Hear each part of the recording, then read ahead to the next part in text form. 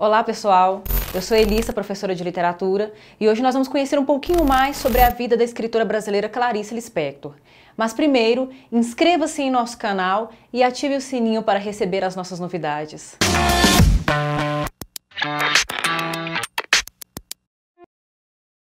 Clarice Lispector nasceu na Ucrânia em 10 de dezembro de 1920 e com a família ainda pequenininha, criança, vieram para o Brasil. Ela vem de uma origem de uma família russa, judaica, que está fugindo do antissemitismo durante a Guerra Civil na Rússia e ainda pequena aqui no Brasil é naturalizada brasileira.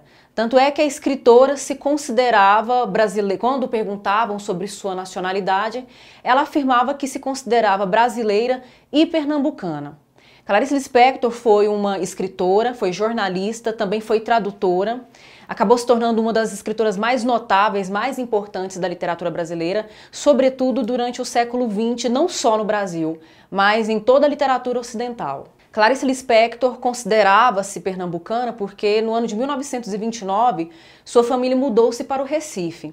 Aos 9 anos de idade, nessa mesma época, nesse mesmo ano, ela fica órfã de mãe e quando está com 12 anos de idade, a família muda-se para o Rio de Janeiro, onde a escritora passou boa parte da sua vida. Era uma frequentadora assídua de bibliotecas. Então, para se tornar uma grande escritora, antes de tudo, Clarice Lispector era uma grande leitora. Clarice Lispector estudou Direito e foi redatora na Agência Nacional e em jornais.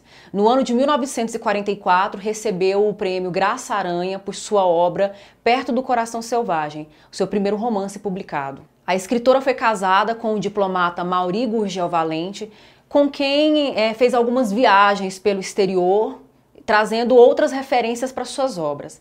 Além dos seus romances e dos seus contos, que são muito marcantes para o século XX no Brasil, Clarice Lispector também produziu um tipo de literatura voltada para o público infantil.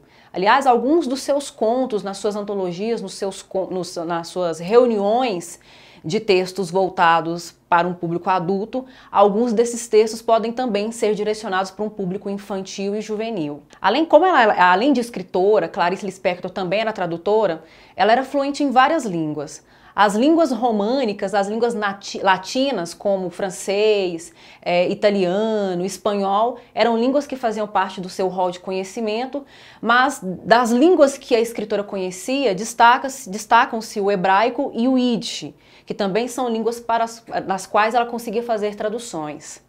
Clarice Lispector foi amiga de grandes escritores da literatura brasileira também, contemporâneos, do seu tempo, como Fernando Sabino, Lúcio Cardoso e Rubem Braga.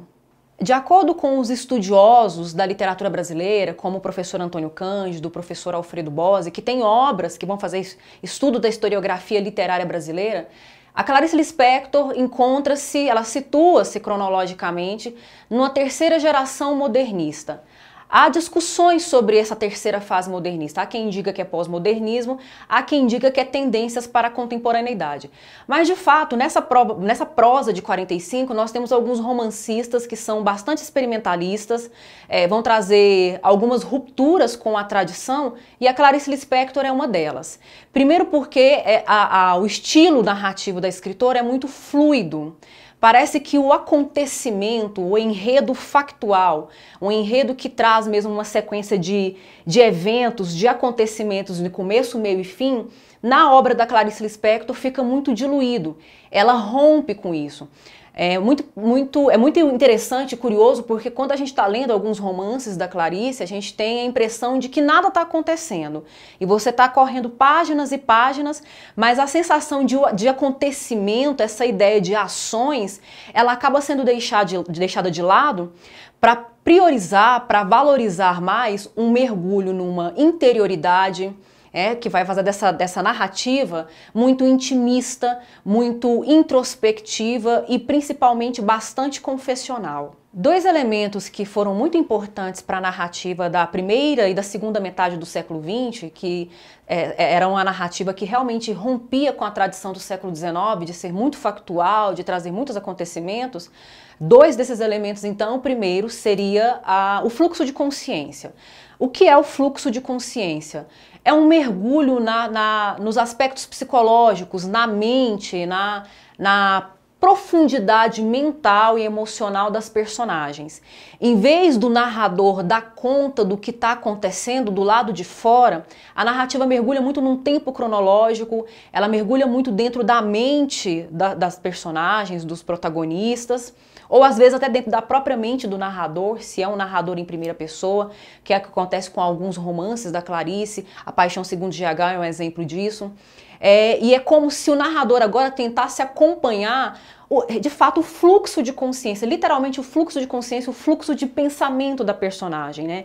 De uma ideia puxar outra ideia, uma lembrança puxar outra lembrança, uma memória puxar outra memória, dos pensamentos mais banais até as reflexões, as memórias mais marcantes e significativas, tudo isso vem como um turbilhão, o qual a gente não controla. Quando acontece com a gente, né, que a mente começa a galopar no seu movimento próprio, no seu movimento involuntário, parece que a gente começa a lembrar de situações ou vem à nossa mente coisas que a gente não estava nem pensando, nem imaginando que poderia evocar.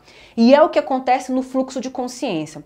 O fluxo de consciência, então, é um dos aspectos fundamentais desse tipo de narrativa, de uma narrativa muito introspectiva, que aparece na nossa literatura, né, na literatura brasileira, é muito evidente na Clarice Lispector e em escritores estrangeiros como a Virginia Woolf e o James Joyce. E outro elemento também muito importante na obra da Clarice Lispector é uma espécie de epifania, né, o que o James Joyce chamava de epifania, uma espécie de revelação que o personagem tem a partir de um acontecimento banal.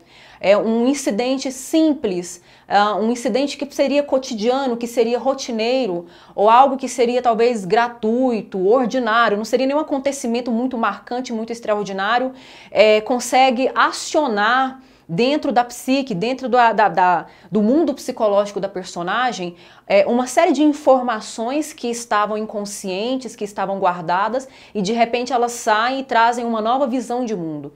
Então, nesse sentido, a atividade literária da Clarice Lispector foi muito novidadeira, foi muito marcante, muito inovadora, justamente por trazer, no auge do século XX, uma possibilidade de mergulhar na interioridade humana, analisando todos os quebra-cabeças que a gente tem aí, porque fica constatado, fica totalmente irrefutável o fato de que a subjetividade, que o sujeito moderno, ele é fragmentado.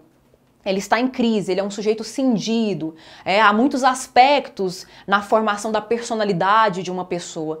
E isso acaba aparecendo nas personagens da Clarice Lispector.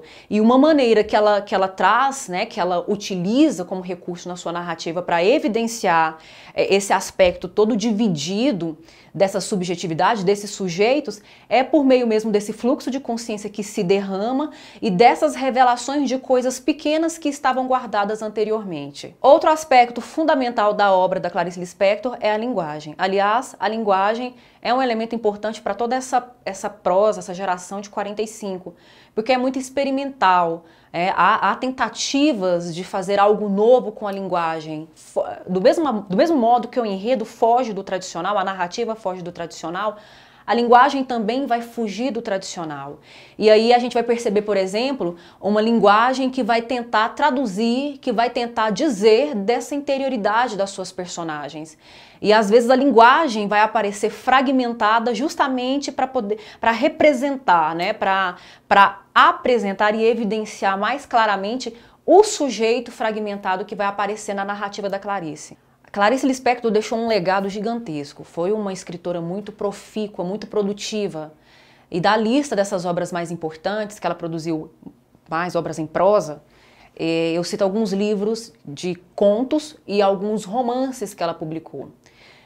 Um que eu já tinha mencionado, Perto do Coração Selvagem, mas ela também tem outras obras importantes como Laços de Família, A Paixão Segundo GH, Uma Aprendizagem ou O Livro dos Prazeres, Felicidade Clandestina, Água Viva, A Via Crucis do Corpo, A Vida Íntima de Laura e, por fim, eu cito o romance que foi publicado no ano de morte dela, um pouco depois da morte dela, que é A Hora da Estrela. Inclusive aqui no canal já falamos sobre a adaptação cinematográfica, né, que o filme que partiu do livro da Clarice Lispector, A Hora da Estrela, no vídeo que nós falamos sobre alguns livros que foram adaptados para o cinema, que viraram filmes.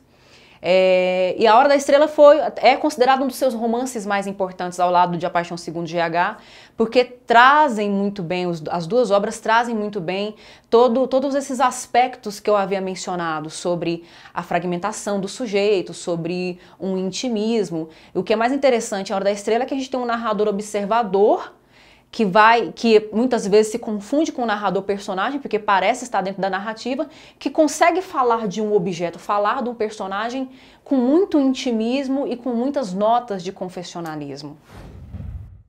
Bem, pessoal, aqui falamos um pouquinho sobre a escritora Clarice Lispector. Espero que vocês tenham gostado. Se gostaram, curtam, compartilhem. Se quiserem saber um pouco mais sobre a escritora, acessem os links que estão na descrição e não deixe de nos acompanhar nas redes sociais. Eu fico por aqui, até a próxima, tchau!